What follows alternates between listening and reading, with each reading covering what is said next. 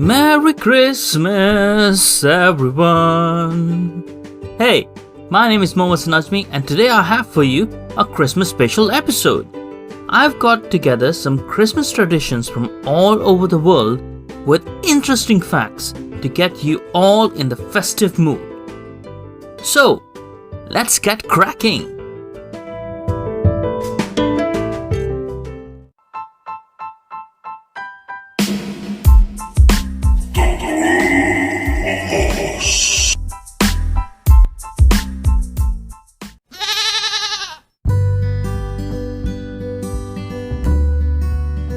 First weird quirky thing I have for you is from Spain.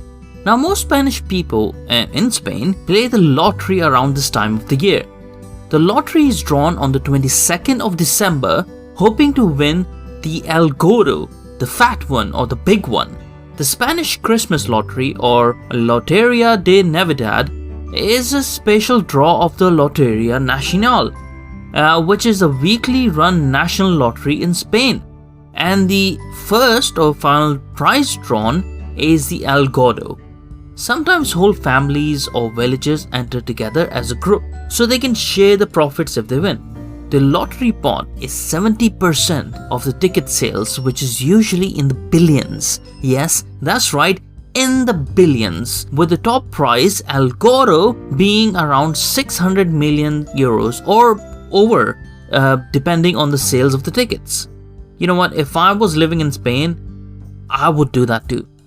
For our next one, let's go to Ireland, 6th of January. For most of the people celebrating Christmas, this is usually the time when the Christmas tree comes down. But in Ireland, it is the Nolignaman, or Woman's Little Christmas. It is one of the oldest and most archaic Christmas tradition from around the world, or Ireland as far as I'm aware. So this was the day that the female community in Ireland, now I'm saying community, I just mean women.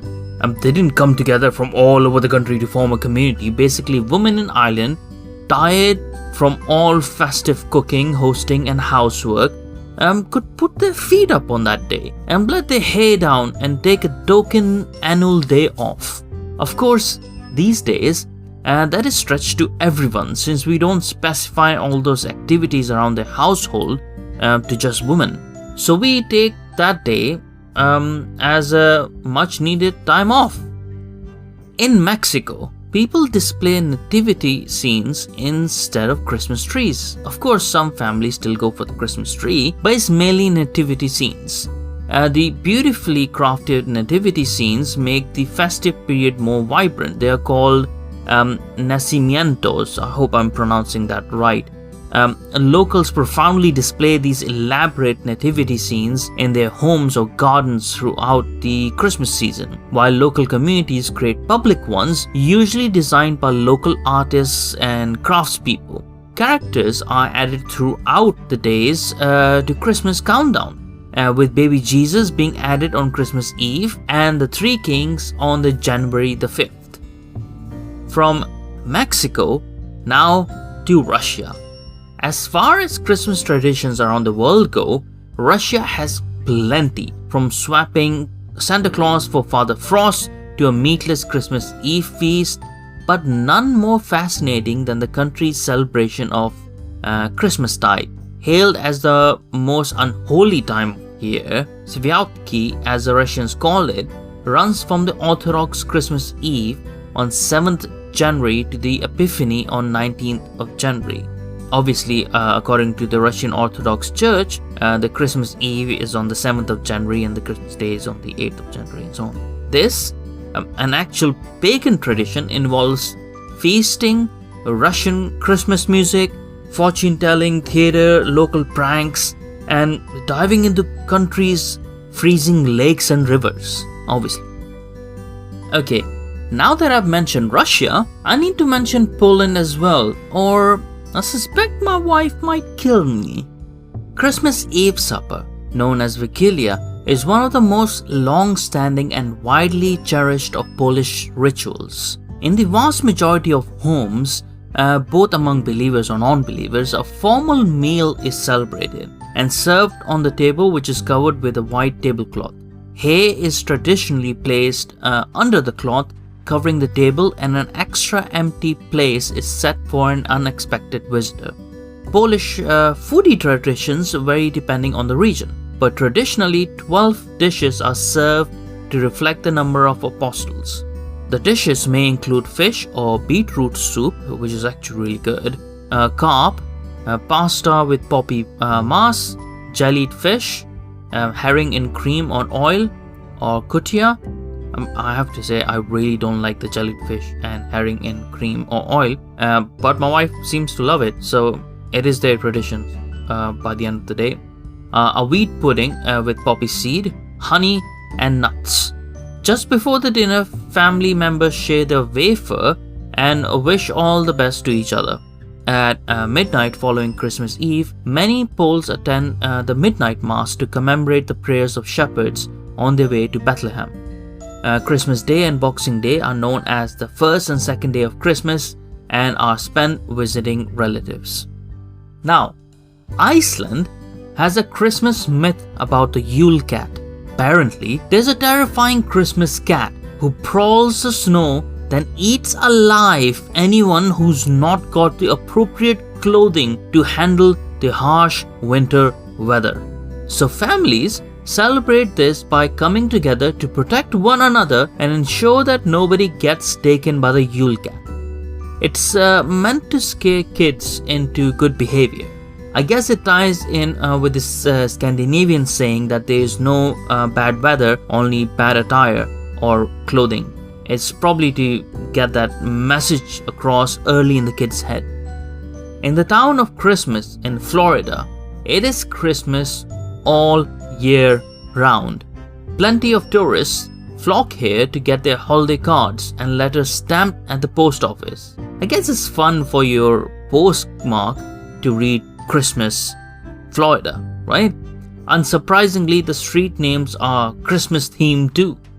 Bethlehem, Comet Street, Cupid Avenue, and of course, St. Nicholas Avenue. It is the town's American Christmas tradition to display a decorated evergreen Christmas tree all year round. From America, let's jump to Japan. In December 1974, KFC Japan created its Christmas ad, where it suggested that KFC is the traditional Yuletide feast in America. Reservations have to be made to eat at a KFC on Christmas Day in Japan. During the run-up to Christmas, Colonel Sanders statues outside KFC's Japanese outlets wear Santa gear. The chicken is served in special holiday packaging. Demand is such that an online service has been created to order your Christmas family bucket in advance and have it delivered on the day. Apart from it being a very clever and successful marketing campaign, this probably took off due to small oven sizes during those times in Japan around the 1970s. It also coincides with the time when ramen instant noodles were pushed to the middle class women and children in Japan as a nutritious time-saving luxury. So it makes sense and kinda ties it all in together. And to be honest, makes me kinda hungry for KFC now. A quick Christmas thing now about Venezuela. In the week leading up to Christmas, Venezuelans attend a daily church service called Misa de Aguinaldo. Really hope I'm getting this right. It's an early morning mass. In the capital, Caracas, it is customary to travel to the church service on roller skates. Yeah, roller skates. The practice is so widespread that many roads in the capitals are closed until 8 a.m. to provide Christmas worshippers with a safe passage. In Austria and Germany, St. Nicholas has an evil counterpart called Krampus.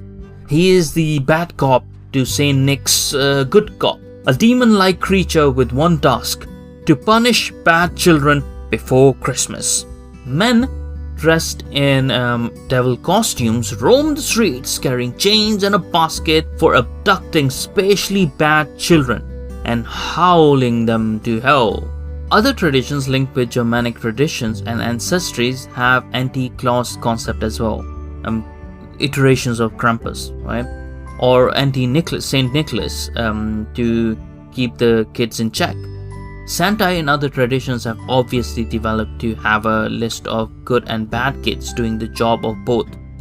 The concept of Santa originates from them anyway, like from across the German-speaking Europe. Saint Nicholas was probably born around 245 CE, and in the port city of Patara, in what we now call Turkey. Very little solid historical evidence exists for the man who later became the Bishop of Myra and the patron saint of children, sailors, students, teachers, and merchants.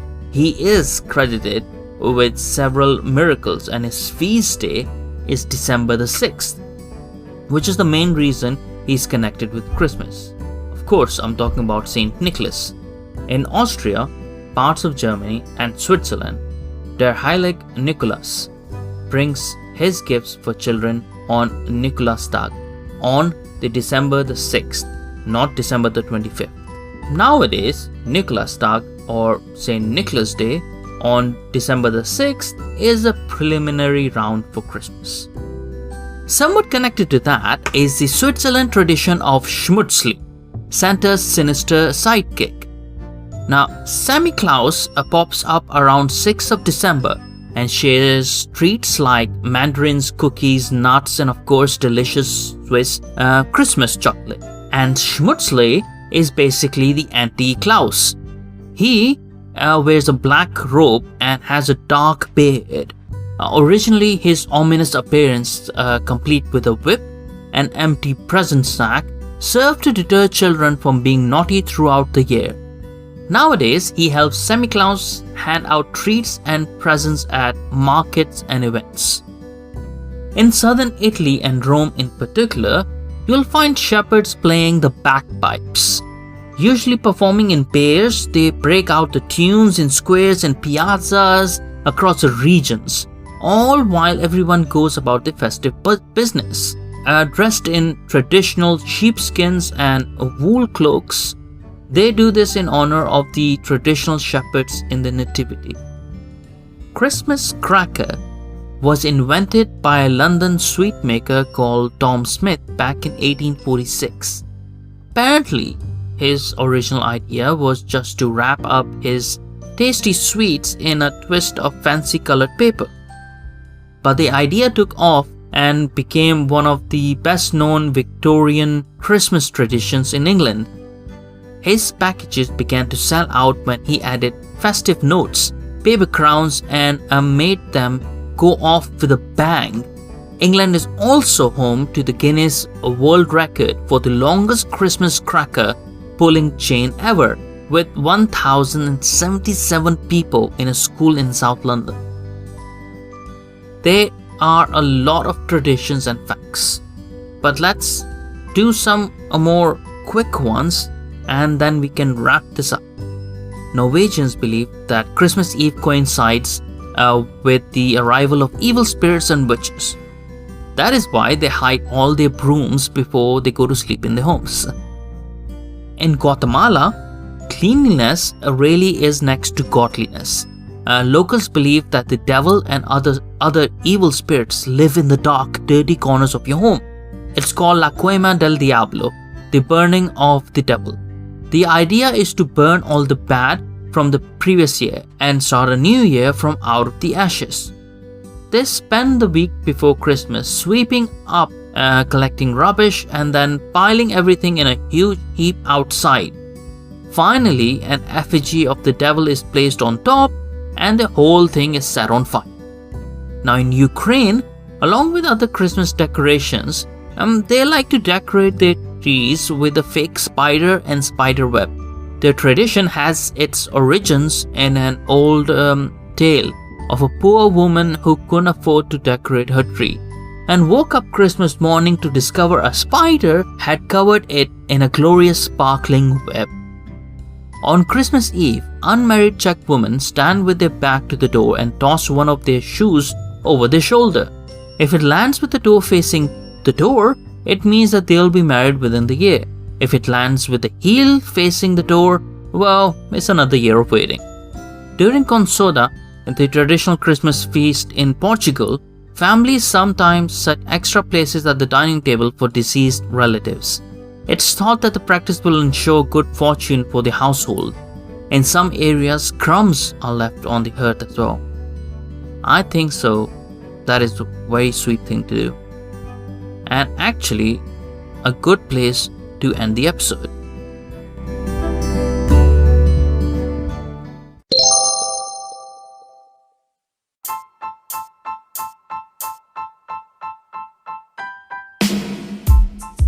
Alright folks, that is all I have for you today. I hope you all enjoyed this Christmas special episode. There are a lot more traditions out there, which obviously I haven't covered. Feel free to tell me about them in the comment section on my website, YouTube or Rumble. Unfortunately, Spotify still doesn't seem to have a comment section. But yes, tell me about the traditions in your countries, the ones that I have missed out. Tell me about any other quirky family Christmas traditions you might have. Let's spread the Christmas cheer. Next time, I think I will do a foodie episode. I haven't done one of those for a while. I will see what I can find out about my favorite ever dish, biryani, its history and traditions along with some interesting facts. Oh yes, I think it might be a very tasty one for sure.